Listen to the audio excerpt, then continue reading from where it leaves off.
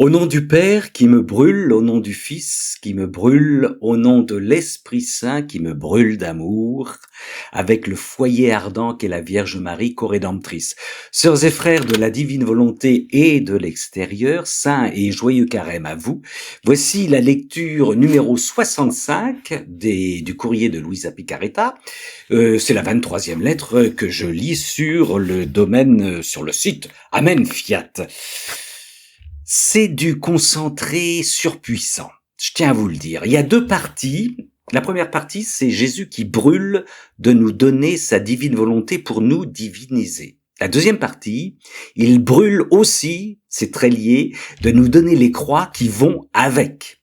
Alors, soyons clairs, vous comme pour moi, c'est un don qui est inaccessible aux pratiquants de la tiédasserie.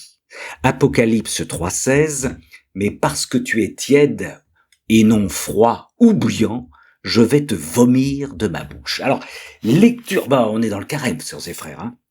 On y va. Mon très cher fils dans la divine volonté. Premier paragraphe, elle enferme son fils amoureusement, affectueusement, fraternellement dans la divine volonté. Pardonnez mon retard.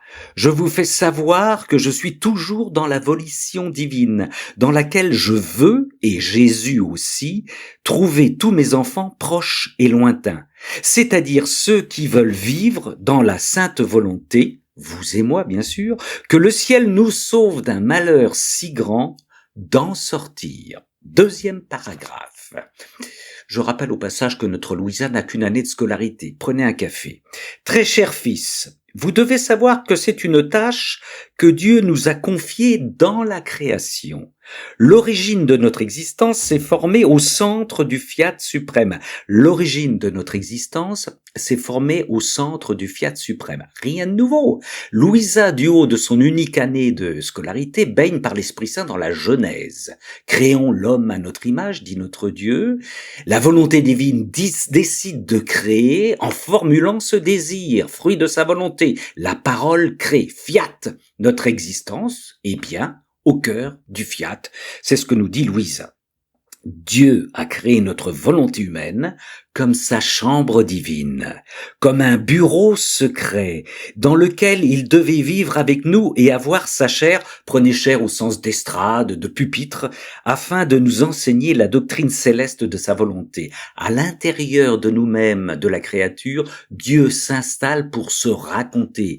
Or, quand il se raconte, par sa parole est en vie, il nous donne la vie. C'est fabuleux quand même.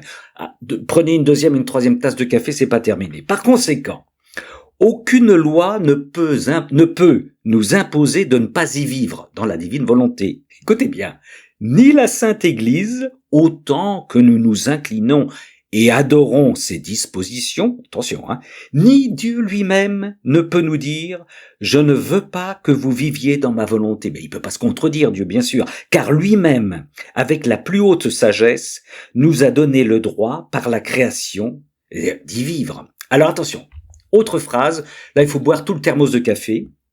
En y vivant dans la divine volonté, nous devons être la demeure de Dieu, les porteurs de notre Créateur. Ça va pour le moment, d'accord? Nous sommes les tabernacles de Dieu.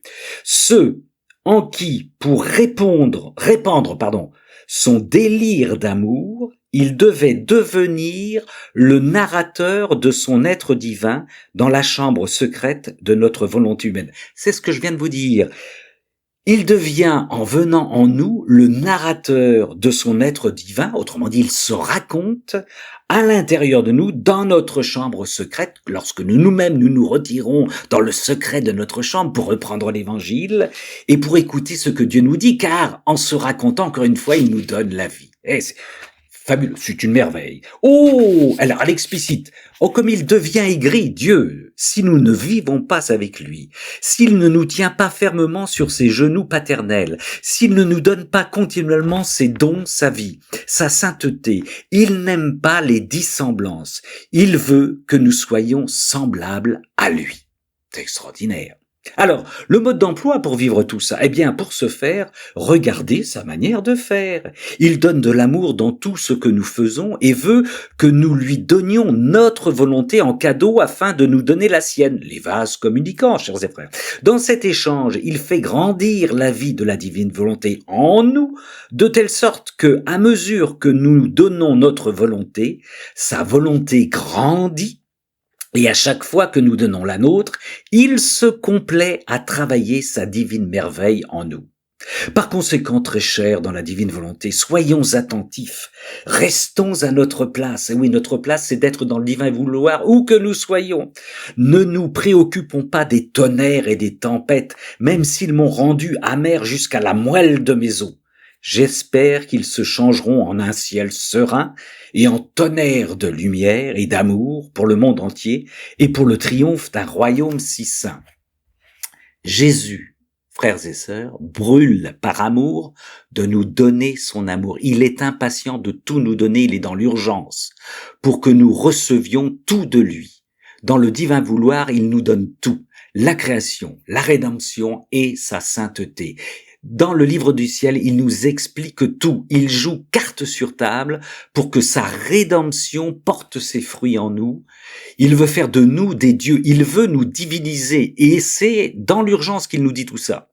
Et quand nous refusons ce don incroyable, eh bien, il brûle de souffrance, comme une torche vive, comme une torche continue. Effectivement, oui, c'est inouï, c'est inouï, c'est tout. Et notre prédicateur a raison de le dire, c'est extraordinaire. Donc, au passage, sœurs et frères, ne nous préoccupons pas des autres frères et sœurs, un petit peu qui ont les fesses froides, voilà, qui nous disent, ah là, divine volonté. Oui, non, alors vous allez me dire, évidemment, nos frères et nos sœurs chrétiens ont le droit d'avoir les fesses froides. Oui, certes, certainement, mais qui ne nous en parle pas. Moi, je suis en admiration devant nos sœurs contemplatives qui, dans des églises glacées, glaciales, passent des heures et des heures devant le Saint-Sacrement en adoration. Et lorsqu'elles en ressortent, elles ne nous parlent pas de leurs fesses froides, elles nous montrent leur plus beau sourire. Bon, j'ai un petit message de Louisa. Il faut que je poursuive ma lecture. Bien. Ah oui, il faut pas juger. Oui, ils me le disent souvent sur Internet. Voilà. Ça va, tu n'as pas... Pardon, alors, on le poursuit. Donc, on peut dire... Alors là, on passe à la partie croix. On peut dire que nous brûlons sur le bûcher des souffrances sur lequel les tonnerres et les tempêtes nous mettent. Mais j'espère que ce pieu servira à brûler la prison de mon corps. Ainsi, je pourrai m'envoler pour le ciel afin d'obtenir le royaume de la divine volonté sur terre. Je vous remercie beaucoup pour l'hospitalité que vous m'avez offerte. En échange, je prie Jésus de vous donner son hospitalité éternelle dans le fiat divin. Priez pour moi car j'en ai vraiment besoin, en vous laissant enfermer dans la sainte volition, unie à la bonne Amélie que je ne connais pas, et à mon petit Piuccio, dis-je, le plus affectueusement la vôtre, la petite fille de la divine volonté, Corato, 30 novembre 1938. Sœurs et frères, attention, soyons prêts. Les croix que Jésus nous donne dans la divine volonté sont à la mesure de ce qui nous est dévoilé dans le livre du ciel. Des croix très lourdes, très pesantes, très puissantes. Les âmes douillettes passeront leur chemin et auront une séance de rattrapage au purgatoire. Ça, oui. Alors, ce sont pas des croix non plus pour que l'on pleure et que l'on demande à Jésus de nous soulager. Pas du tout. Ce sont des croix pour aider Jésus, pour le soulager. Jésus, il porte la croix du monde entier et il nous demande que nous l'aidions en portant des croix très lourdes.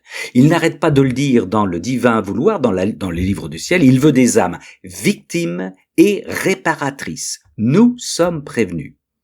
Et nous aurons un lot de persécutions, d'épreuves, il n'y a pas besoin d'aller les chercher, des persécutions, des épreuves qui viendront même de notre Église, de notre Sainte Église. Je vais vous donner 2 exemples, en restant très très flou sur les personnes. Un témoignage il y a peu de temps d'une personne religieuse qui explique que son évêque remet de l'ordre dans sa famille religieuse, parce que cette famille religieuse est trop versée dans la divine volonté. Donc, les novices iront se former ailleurs que dans cette famille religieuse. C'est très douloureux pour eux, mais c'est ainsi obéissance. Je vais vous donner un autre exemple très douloureux, une personne qui m'a confié ce témoignage, qui s'est convertie il y a très très peu de temps, mais en se convertissant, elle a plongé directement dans la divine volonté, à tel point que la personne qui vit avec elle, ils ont actuellement des enfants en bas âge, donc cette personne ne la reconnaît plus, la considère comme folle, et avec ses amis estime que maintenant elle est tombée dans une secte. Donc, divorce. Conversion, baptême dans la divine volonté, divorce, la croix. Et je peux vous témoigner que cette personne convertie a une foi énorme, a soulevé des montagnes, une foi de Saint Paul, et malgré son tsunami intérieur, elle passe son temps à évangéliser. Elle n'a pas le temps de venir de nous pleurer sur les baskets. Voilà pour cette dernière lettre que je vous lisais pour le moment. Donc, dans l'amour trinitaire, dans le feu divin sur la croix glorieuse, soyez, sœurs et frères, soyons bénis dans la paix et dans la joie.